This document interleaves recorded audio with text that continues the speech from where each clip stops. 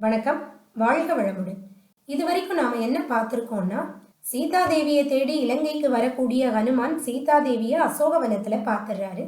சீதாதேவி கிட்ட போய் பேசலான்னு நினைக்கும் போது சீதாதேவியை சுற்றி இருக்கக்கூடிய அரக்கிகள் அவங்களுடைய காவலை அதிகப்படுத்துறாங்க. இதனால இந்த நேரத்துல போய் சீதாதேவியை பார்க்க வேண்டாம்னு நினைக்கிற ஹனுமான் பக்கத்துல இருக்கக்கூடிய ஒரு பெரிய மரத்துல இருக்கக்கூடிய கிளையில அமர்ந்து கீழே என்ன நடக்குதுன்னு பார்த்துக்கிட்டு இருக்கிறாரு. அதே நேரத்துல இலங்கேஸ்வரன் ராவணனும் சீதாதேவியை பார்க்கறதுக்கு வராப்ல. சீதாதேவி கிட்ட தத்து புத்துன்னு கண்டதையும் வளர்றாப்ல. ஆனா சீதாதேவி அதற்கு எந்த பதிலும் சொல்லல.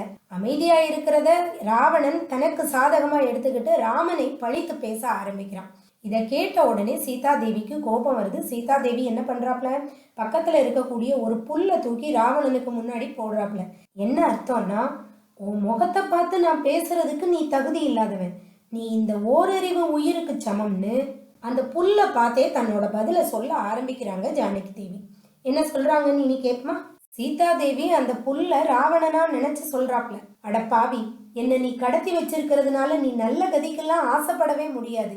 என்னைய உன்னோட மனசுல இருந்து எடுத்துரு. உனக்கேற்ற உன் இனத்தவரை மட்டும் நாடு. நான் ராமனின் மனைவி. நீ அறத்தை நினை, நல்ல வழியில் நடன்னு சீதாதேவி ராவணனை எச்சரிக்கிறாங்க. ஆனா அவன் இதெல்லாம் கேட்பானா? அவன் இதை காது கொடுத்து கூட கேட்கல. தொடர்ந்து சீதாதேவி சொல்றாங்க, உன்னுடைய பொன் பொருள் ஐஸ்வர்யம் இதுக்கெல்லாம் மயங்குற ஆளு நான் கிடையாது. சூரியனுக்கு ஒளி போல ராமனுக்கு நான். அவரை தவிர வேறு ஒருத்தரை என் சிந்தையில கூட நான் நினைக்க மாட்டேன். மரியாதையா நீ என்னைய அவர்கிட்ட கொண்டு போய் சேர்த்துரு. அவரிடம் நட்பு கொள், உனது உயிராவது மிஞ்சும். இல்லைன்னா அவரிடம் உள்ள கோதண்டத்தில் இருந்து பொழியக்கூடிய சரமழையில் நீ தப்பிக்க மாட்டேன்னு சீதாதேவி ராவணனை மிரட்டுறாங்க.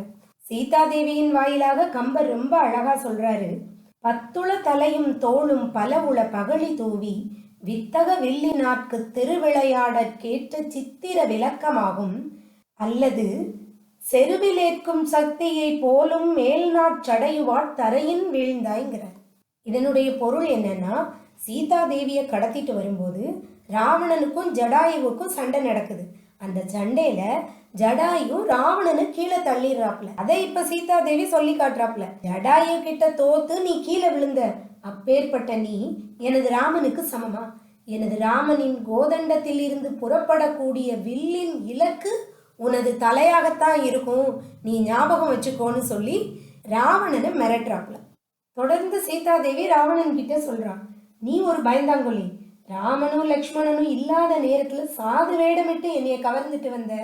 அதே இது ராமரும் லக்ஷ்மணனும் இருக்கும்போது நீ என் பக்கத்துல வந்திருந்தேன்னா அவங்க 2 பேரும் உன்னுடைய 10 தலைகளையும் 20 தோள்களையும் தன்னுடைய அம்புக்கு இரையாக்கி இருப்பாங்கிறா. தொடர்ச்சியா சீதாதேவி சொல்லிக்கிட்டே இருக்கிறாப்ல, நீ நல்லவனே கிடையாது.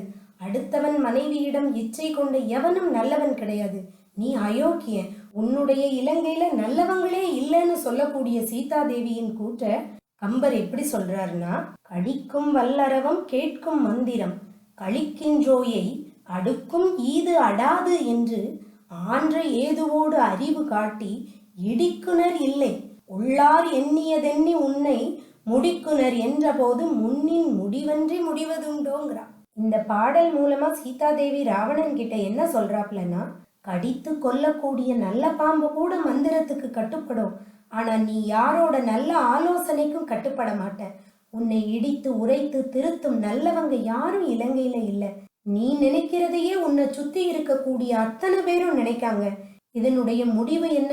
உன்னோட அழிவு மட்டும்தாங்கிறா சீதை.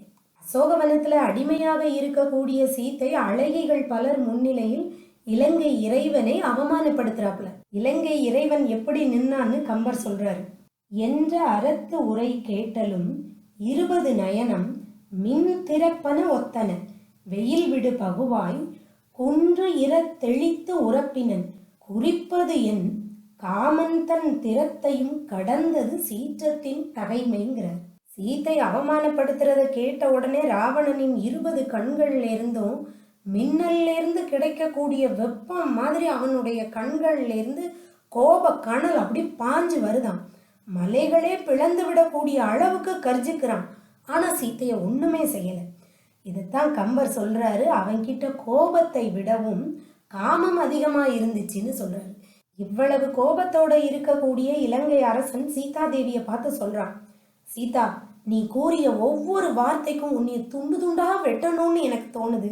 ஆனா நீ ரொம்ப அழகா இருக்க, அதனால நான் உன்னைய கொல்லாம விடுறேன்னு சொல்லிட்டு போறான். கிளம்பக்கூடிய இலங்கை வேந்தன் சீதா தேவியை பார்த்து சொல்றான், சீதா, உனக்கு இன்னும் 2 மாசம் நான் கெடு கொடுக்குறேன். அதுக்குள்ள நீ மனம் மாறி எனக்கு இணங்கிடணும். இல்லைன்னா என்னுடைய வேலைக்காரர்கள் உன்னை நறுக்கி சமைத்து விடுவேன்னு சொல்லிட்டு அவன் கிளம்பி போயிட்டான். சொல்லிட்டு போகக்கூடிய ராவணன் கிட்ட சீதா தேவி துணிவோட சொல்றான், என்னைய இப்படி தீய நோக்கத்தோட பார்க்கக்கூடிய உன்னைய என்னோட தவ வலிமையாலேயே எரிச்சிட முடியும். ஆனால் எனது ராமனின் வில்லுக்கு வேலை இல்லாமல் செய்து விடுவேனோங்கிற எண்ணத்துல தான் நான் உன்னைய கொல்லாம விடுறேன், நீ கிளம்பி போன்ட்டான். போகும்போது ராவணன் அரக்கிகளை கூப்பிட்டு கட்டளை இட்டுட்டு போறான், எப்படியாவது சீதையின் மனதை மாற்றுங்கள் என்று. இதை கேட்ட உடனே அரக்கிகள்ல பல பேர் சீதை கிட்ட அவளுடைய மனதை மாற்றுவதற்காக என்னெல்லாமோ சொல்லி பார்க்காங்க. கொஞ்சம் பேர் ஆயுதங்களை எடுத்துட்டு வராங்க சீதா தேவியை மிரட்டுறதுக்காக. இந்த நேரத்துல திரிசடை அங்க வந்து அவங்களை எல்லாத்தையும் அமைதிப்படுத்தி சீதை கிட்ட பேச ஆரம்பிக்கிறா. சீதா தேவி திரிசடைய பார்த்த உடனே அழ ஆரம்பிக்கிறா. திரிசடையோ சீதா தேவி கிட்ட நீ பயப்படாதன்னு ஆறுதல் சொல்ல ஆரம்பிக்கிறா. கீழே நடக்கக்கூடிய அத்தனை விஷயங்களையும் ஹனுமான் மரத்துல இருந்து பார்த்துக்கிட்டு இருக்கிறாரு. சீதா தேவியை பார்த்து பார்த்து அவர் ஆச்சரியத்தின் எல்லைக்கே போயிடுறாரு. கற்பின் கனலாகிய இந்த சீதை ராமனை 4 வகையில் தவிக்க விட்டுட்டாளேன்னு யோசிக்கிறாரு. அது என்ன 4 வகைன்னு கேட்டீங்கன்னா, அவள் ஒரு பெண்கிறதுனால அவள் மேல ராமன் கருணை கொண்டு தவிச்சானாம். அதே மாதிரி தன்னை சார்ந்தவள்ங்கிறதுனால காப்பாற்றக்கூடிய பொறுப்புல தவிக்கிறாப்லையாம். தன்னுடைய மனைவி என்பதால் அவளை மாற்றான் சிறையெடுத்தானேன்னு சோகம் கொண்டு தவிக்கிறாப்லையாம். ஆறுயிரான காதலுக்கு உரியவள்ங்கிறதுனால காதலால துடிக்கிறானாம். இப்படி 4 விதங்கள்ல சீதை தந்த துயரை சகித்து கொண்டு ராமன் வாழ்கிறானேன்னு நான் நினைச்சனே. ஆனா சீதா தேவி எவ்வளவு கஷ்டப்படுறான்னு யோசிக்கிறான் ஹனுமான். இத்தகைய மனைவி சீதையை பிரிந்தும் உயிர் தரித்துள்ள ராமன் அருஞ்செயல் புரிபவனேன்னு நினைக்கிறாரு ஹனுமான்.